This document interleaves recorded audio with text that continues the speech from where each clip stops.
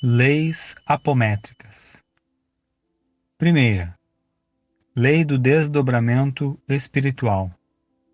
Toda vez que dermos uma ordem de comando a qualquer criatura humana visando a separação do seu corpo astral do corpo físico e ao mesmo tempo projetarmos pulsos energéticos numa contagem lenta, vai acontecer este desdobramento completo, conservando a sua consciência. Segunda, lei do acoplamento físico.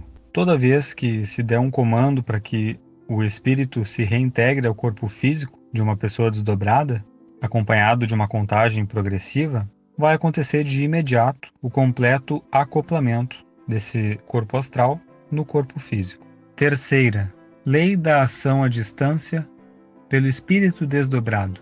Toda vez que se ordenar ao espírito desdobrado uma visita a um lugar distante, acompanhado de pulsos progressivos pausadamente, este espírito obedecerá, conservando a percepção do local, sendo espiritual ou físico. No caso de médiuns que conservem a vidência, é possível a completa observação deste local. Quarta, lei da formação dos campos de força. Toda vez que mentalizarmos a formação de uma barreira magnética, utilizando os pulsos energéticos junto com a contagem pausada, irão formar-se campos de força de natureza magnética, exatamente na forma e na região espacial imaginada por quem operou esse campo. Quinta, lei da revitalização dos médiuns e sensitivos. Toda vez que tocarmos o corpo do médium ou do sensitivo na cabeça ou nas mãos, mentalizando transferência de nossa força vital, acompanhando dos pulsos e das contagens, essa energia será transferida e a pessoa começará a recebê-la de imediato, se sentindo revitalizada. Sexta, lei da condução do espírito desdobrado de paciente encarnado para os planos mais altos, em hospitais do astral. Os espíritos desdobrados de pacientes só podem ser conduzidos para planos superiores se estiverem livres de conexões magnéticas. Sétima, lei da ação dos espíritos desencarnados socorristas sobre os pacientes desdobrados. Os espíritos socorristas, eles agem com muito mais facilidade quando os pacientes estão desdobrados no astral, pois eles estão no mesmo plano. Oitava, lei do ajustamento de sintonia vibratória dos espíritos desencarnados com o médium ou com outros espíritos desencarnados, ou ainda de ajustamento da sintonia destes espíritos com o ambiente para onde momentaneamente foram enviados. Então pode-se fazer a ligação vibratória de espíritos desencarnados com médiuns ou entre espíritos desencarnados, e também sintonizar estes espíritos com o meio onde forem colocados, para que percebam e sintam nitidamente a situação vibratória desses ambientes. Nona, lei do deslocamento de um espírito no espaço e no tempo.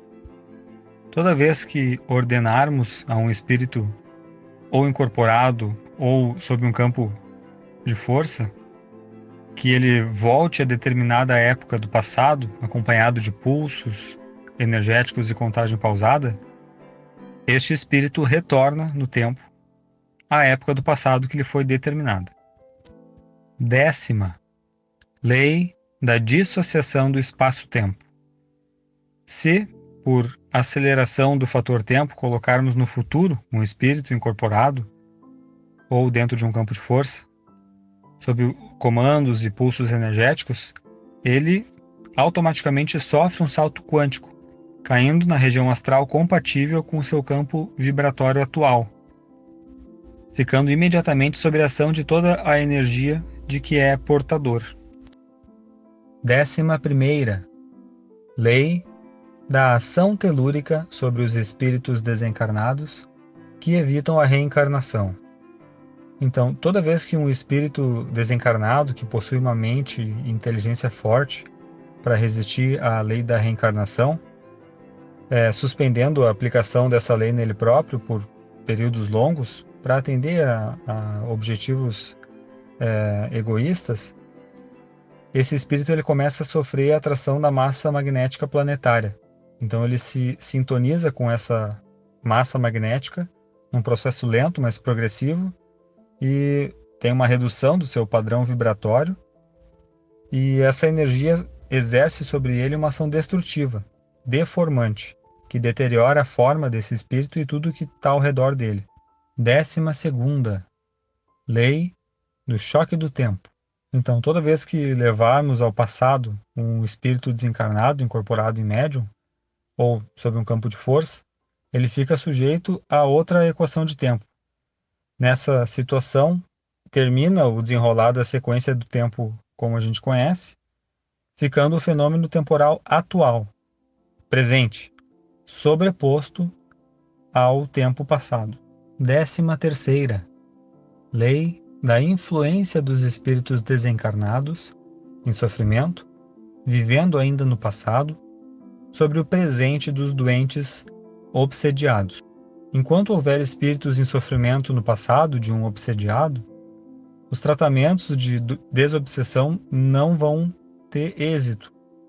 Então, o enfermo ele vai ter períodos de melhora, seguido por outros períodos de piora na sua saúde.